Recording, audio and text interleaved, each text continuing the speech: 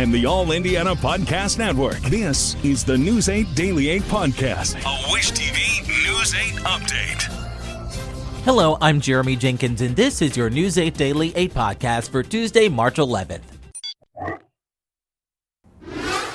We begin with news on Indy's far west side, where police are working to learn more about a drive-by shooting that injured two teenagers.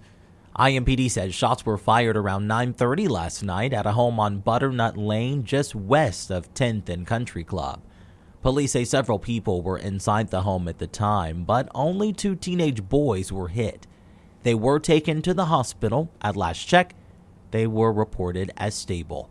Right now, police have not released details on a suspect vehicle, and no arrests have been made. On Capitol Hill, prosecutors have filed gun charges against the Indiana man shot by Secret Service agents outside the White House over the weekend. North Manchester, Indiana police alerted Washington, D.C. authorities about 27-year-old Andrew Dawson. Prosecutors in Wabash County told ITMA that Dawson has no known criminal history in the county. The North Manchester Police Department says that the Secret Service told them not to share further details about how they knew Dawson was traveling to Washington, D.C. He was taken to a hospital after Secret Service agents say they shot him for pulling a gun on agents outside the White House on Sunday. Right now, there is no update on his condition. While House Republicans say they are pushing for a vote as soon as today on a spending plan to avoid a partial government shutdown. They say the bill would fund the government through the fiscal year while cutting about $13 billion in domestic spending. The plan also adds money for defense and immigration enforcement. House Democrats are planning to back their own resolution without those spending cuts. With their opposition, House Speaker Mike Johnson can only afford to lose one Republican vote. The deadline to pass a spending bill is Friday. Back here in Indiana, the mayor of Westfield says a federal hiring freeze could cost the city. Last year, the city council ordered a special census, but now that count is on hold. News 8's Hernan Gutierrez reports. Simply put, the mayor believes that the last census undercounted his city. That's why he and the city council approved spending money on this special census.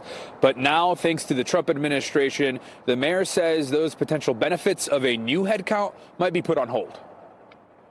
So I'd like to get that money back. It's just kind of hanging out right now in dead man's land. The 2020 census counted about 46,000 people in the city of Westfield. However, Mayor Scott Willis says his staff believes the population is now closer to 65,000. That's why the city cut a check for $1.8 million ordering a special census for this spring. They believe it could generate a bump of $1.6 million a year in funding. The mayor says that means the city would have made that money back in less than 2 years. So when you see this rapid growth, we're not all being accounted for, and you could be giving up quite a bit of money. On top of an increase in state reimbursements and tax revenue, the city was hoping to attract more businesses if they could show they're growing in population. However, Willis got word in late January about a hiccup. Because of the Trump administration's hiring freeze for federal civilian workers, there's no one around to do the head count. I would argue that these are temporary hires that we're paying for, that we've already wrote a check for. So I think when you look at, what the federal government's trying to do versus how this is impacted, I don't think those two align. The Republican mayor says he's not afraid of political retribution for speaking out on the issue. That a hiring freeze and cutting of staff at the federal government level probably makes some sense, maybe a lot of sense. I just don't think it's an apples to apples comparison. Instead, he wants a quick solution for his city. Willis says if the census can't be done, the city wants the refund, as they fear waiting any longer could jeopardize any potential returns. We owe it to them to either reinvest it in roads or put it to good use, or at a minimum, worst case scenario, drawing a little bit of interest on it until that can be done. Mayor Willis says that he has been in touch with congressional Republicans like Congresswoman Victoria Spartz and Senators Jim Banks and Todd Young. I did reach out to the U.S. Census Bureau for comments, but I have not heard back yet. Reporting in Westfield, I'm Hernan Gutierrez for WishTV, WishTV.com, or follow us on Facebook for updates. Let's talk sports. The first day of free agency is in the books for the Colts. Offensive lineman Braden Smith is among the players locking in new deals. He has agreed to a restructured contract to stay in Indy for one more year before becoming a free agent. General Manager Chris Ballard also says the Colts have agreed to a 4-year, $60 million deal with former Vikings safety Cameron Bynum. The Colts say they have also agreed to a 3-year contract with ex-49ers cornerback Charvarius Ward. Well, Tyrese Halliburton missed his 3rd straight game with a hip injury as the Pacers took on the Chicago Bulls last night. Indiana got off to a strong start. Andrew Nembhard with the steal, setting up with Ben Mathurin for the bucket and the foul. But the momentum did not last. The Pacers fell behind in the second half and lost to Chicago 121-103. They are back home tonight to face the Milwaukee Bucks. Tip-off is at 7:30. And when it comes to the weather, Storm Track 8 says we have a warm week ahead of us. Meteorologist Tara Hastings has your News 8 Daily 8 forecast. It was gorgeous yesterday, even better today. In fact, we could see our first 70-degree reading of the year here. A live look at the Indianapolis Zoo. We've got mostly clear conditions.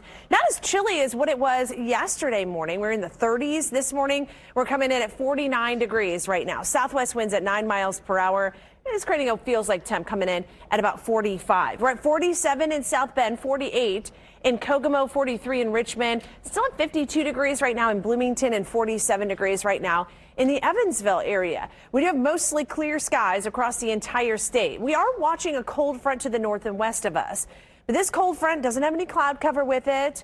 It doesn't have any rain with it, but it does have a wind shift line. And this front is going to slide a little bit farther southward, kind of stall out right around northern sections of Indiana. So it'll keep northern Indiana a little bit cooler this afternoon. But heading into the central and southern part of the state, we're going to see those temperatures into the 70s today. Your forecast, 62 degrees at lunchtime, and we'll get up to about the lower 70s here in Indianapolis. 71 Indy, Bloomington, 72 in Columbus. But you go just a bit farther northward, like Lafayette, Kokomo, mid-60s, and even farther northward, Lake and Porter counties, LaPorte County, also into South Bend, you're going to be staying into the 50s, all thanks to that front. Now, we are going to look for this continued warmth here. We'll talk about how long it will stick around in my full forecast.